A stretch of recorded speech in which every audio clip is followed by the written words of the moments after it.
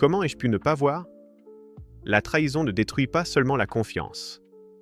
Elle fissure quelque chose de bien plus profond, l'image que tu as de toi. Après une trahison, la douleur la plus violente n'est pas toujours le mensonge, c'est la honte silencieuse, j'ai été naïf. J'aurais dû comprendre. Alors on se promet de ne plus jamais se faire avoir. Mais ce serment a un prix. On bascule dans l'hypervigilance, on analyse tout, on soupçonne tout. Chaque relation devient un champ de mine. On croit se protéger, mais en réalité, on reste prisonnier de ce qui nous a blessés.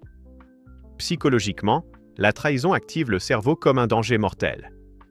Le mode survie s'installe, attaque, fuite, méfiance permanente. Et à force, le cerveau ne cherche plus la vérité, il cherche des preuves que les autres sont dangereux.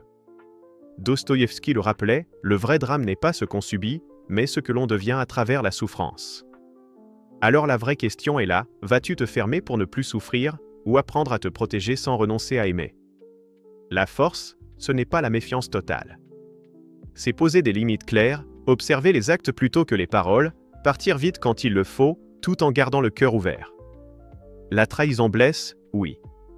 Mais elle ne doit pas devenir ton identité.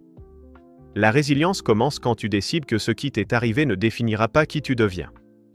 Et toi, as-tu déjà ressenti cette honte après avoir été trahi? Parle-nous de ton expérience en commentaire.